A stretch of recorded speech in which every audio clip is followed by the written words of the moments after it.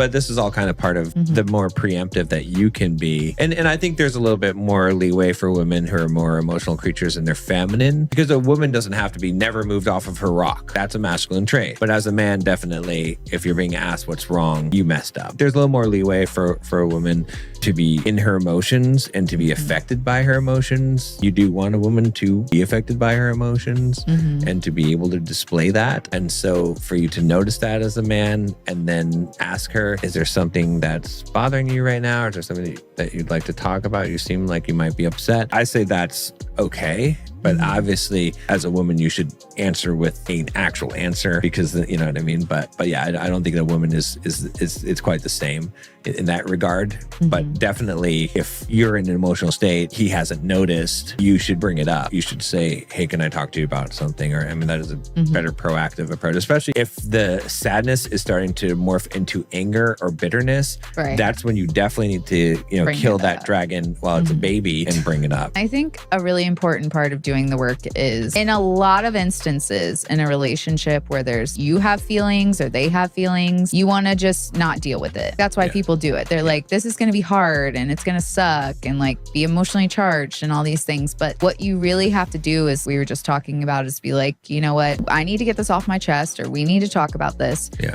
And I'll just have to suffer whatever consequences happen. If she gets defensive and we got to talk for 8 hours, then that's what we got to do. Right. And so you kind of have to, I don't want to say man up, but for men, you do have to man up. Yeah, you do. And for women, you do have to like allow yourself to be vulnerable and emotional is what I guess the hard thing is for women. And empathize, especially if you've never learned how to do that, or you're not doing it the right way, or whatever it is. You have to face those things because the only way you move through those things is if you do those things. And so instead of avoiding it, which will cause more problems and an even bigger explosion and God knows what else, handle it right away. And even if your partner gets defensive and you guys go on the crazy cycle and you're arguing or whatever, the thing is that the more you do it and the more you try to do it in the right way, the more that the right way will become your new normal. Even though it's scary and you're like, I don't want to deal with this. I'm already feeling these emotions. I don't want to deal with their emotions, and even new emotions that I know are going to come up because now we're going to be talking about whatever. It is worth doing regardless of what the consequences are, because you will get better. Right. Your communication will get better. Just the way you handle things will get better. And if they don't, again, it goes back to knowing that you did everything that you could. You tried to not have resentment and allow the other person to get the stuff from under their rug. And, you tried to remain loving and open, and, you'll have that peace. And like I said, you'll not have the mountain under your rug for the first time in your life. Because I'm sure a lot of people, we're all children of somebody. And our parents aren't perfect. We are pretty good parents, but I know that there's going to be things one day that Sophia's going to be like, oh, well, I felt this way about this. So we've all swept things under the rug in our childhood. Everybody has a mountain that they couldn't really get rid of. And the thing is that when you have somebody that talks to you about your problems, and even it could be the problems you had in your childhood, you get to finally sweep all that out from under the rug. Exactly. And sit on the rug without a mountain of crap underneath of it and really feel at peace. Right. And what happens, this is why people jump from person to person to a relationship, is because what happens when you first meet someone? You're all in love, honeymoon, because you have nothing. There's nothing under the rug. There's nothing under the rug. That's the difference. That's why the honeymoon phase, we talked about this in other episodes, but that's why the honeymoon phase disappears. It doesn't disappear because,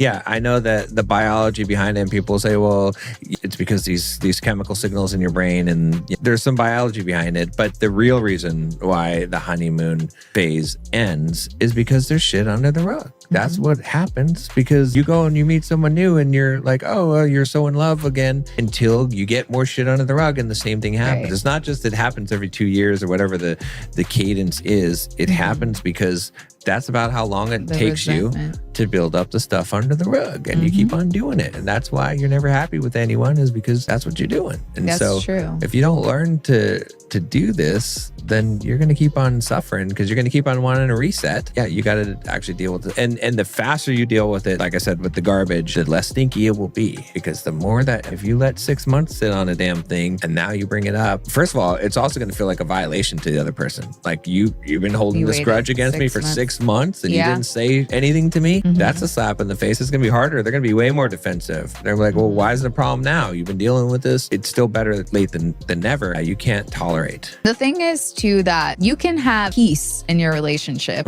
by tolerating. You think it's peace. You think you have patience, but it's not. The only time that you can have true peace in your relationship is when you have peace within yourself. And so if something's still bothering you, even though you're avoiding it to keep the peace, you don't have peace. You don't have because it's still eating away at you. It's still under your rug. There is no peace. You think like, okay, yeah, I don't have not peace with her or him. This part's okay, but you know that it's still bothering you. And even if you've suppressed it, and everybody suppressed something, knows that that doesn't stay down there for long. Something causes it to come out. And so in order to do that, though, it's like you said, you have to talk about the things that are really bothering you. And the more you communicate, the easier it becomes to communicate. And even if in the beginning you're like, we can't communicate, we can't see eye to eye, we're being defensive, it just goes around in circles. We've been there. I mean, we don't yell, we don't name call in our arguments or anything like that, but we've been there. It does get easier. It does become your new normal. You have to want to communicate better and to maintain that clean rug with nothing underneath of it. You do have to want that. That's why they say don't go to bed angry, right? Really, they should say don't go to bed with stuff under your rug, because anger, whatever, sadness, you shouldn't really go to bed with any of it, any of those negative emotions. The second that you go to bed for like the first time, having fully resolved something, that's when you will feel the peace. That's when you'll be like, oh, this is what they mean by don't go to bed angry. You know, and like we've had the 8-hour discussions and whatnot. The reason why it's easier now is because we went through those. We did the work there. And we resolved some of the things that were between us that were somewhat under the rug. And also some of the things that weren't between us that were somewhat under the rug, that were carrying trauma from the past. But we worked through it together, even though it felt like it was between us. You know what I'm saying? But that's still important. It's still resolved a lot of things where now it's like clearing that stuff out. So now it's easier. And I think it's also this stuff under the rug. You know where that rug is located? It's located here at the bottom of your heart, and it blocks the love from flowing. And so the more of that stuff that you clear out, even if it's from your past or your current relationship, the more that you're able to show up and emanate love and give love. But it will block you and block your ability to give love and to receive love if you have that stuff there. And so because you have all that negative emotion in there.